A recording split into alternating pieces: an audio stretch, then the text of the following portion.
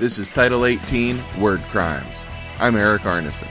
For this episode, I interviewed author Matt Cook at NoirCon 2014 in Philadelphia. Matt's first novel, Sabotage, is available now from Forge Books. The publisher calls it a sure thrill ride for those who love the puzzles of technology, cryptology, and people. I've started reading Sabotage, and it does have all of the elements of a thriller that you can't put down. Action, adventure, good characters, and exotic locations. It's really easy to envision Sabotage as a Hollywood blockbuster. Here's my interview with Matt Cook. Here at NoirCon 2014 in Philadelphia, speaking with Matt Cook, who's the author of the thriller Sabotage. Thank you for taking a few minutes here, Matt. Can you give us first a little bit of a sense of what Sabotage is about? Sure. Thanks for having me, Eric.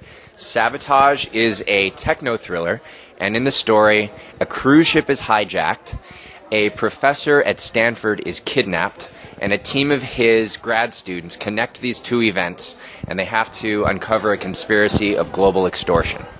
And what are some of your influences in writing a thriller like that? Influences in writing a thriller. Well, the inspiration for the story came a few years ago. I was in school, and we have a tradition called The Game. Very meta title, isn't it? But it's called The Game, and the way it works is teams of students will gather together, 4 or 5 on a team, and they'll race around the San Francisco Bay Area solving clues and puzzles. And the first team to finish is the winning team. My freshman year, we were completely devastated. We didn't even finish the race. We got wiped out.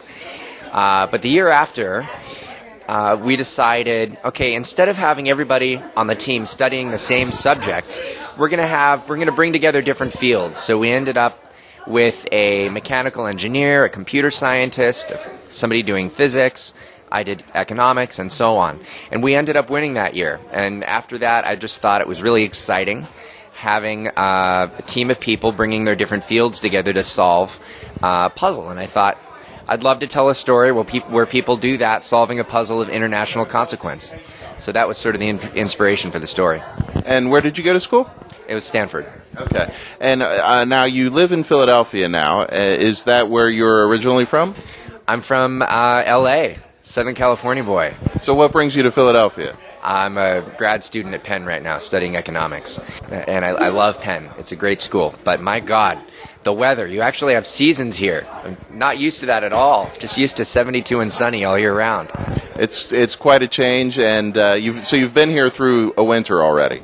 Yes, 2 winters. This is going to be the 3rd. And the last 2 winters have been pretty tough. The first was not so bad, but then last winter was pretty bad. I hear this one's going to be a frigid winter as well, so we'll see. Growing up, did you enjoy reading thrillers or thriller movies, that kind of thing? And if so, what are some of your favorites? Always have loved thrillers, but to tell you the truth, I love any story that is consistent with the idea that happiness is achievable to those who live a good life.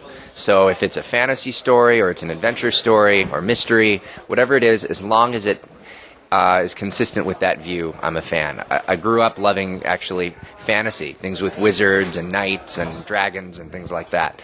And then in my teen years, really got into mysteries and thrillers. And now we'll go to the movies to see anything good, but typically do love the suspenseful stuff. Can you tell us what you're working on now? Is there a follow-up to Sabotage in the works, or what do you have on your computer at the moment? Sure, a little teaser. I have one in the works. It's not a sequel to Sabotage. It's going to be a standalone novel with different characters.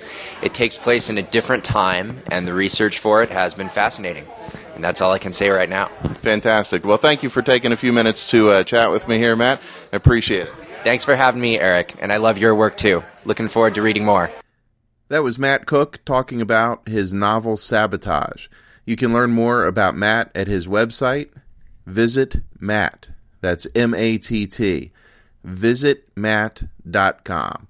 He's also active on Facebook and Twitter, so search him out there.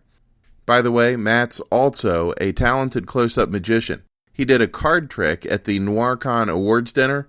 Totally freaked me out, totally freaked out Jen Conley, one of my Shotgun Honey co-editors. So if you ever meet Matt, be sure to ask him to show you a trick. And that's all for this episode of Title 18 Word Crimes. Thanks for listening. Don't forget to subscribe on iTunes or Stitcher. And for those of you who miss my partner in Word Crimes, Scott Detro, he'll be back soon to read stories from the likes of Johnny Shaw, David Cranmer, and many more.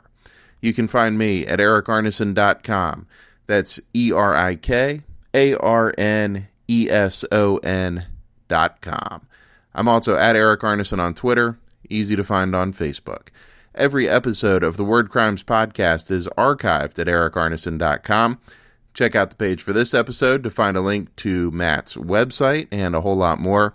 The music on this episode is by The Throws. You can find them at The Throws, THROES, thethrows.com. Thanks again for listening to Title 18 Word Crimes. We'll be back soon.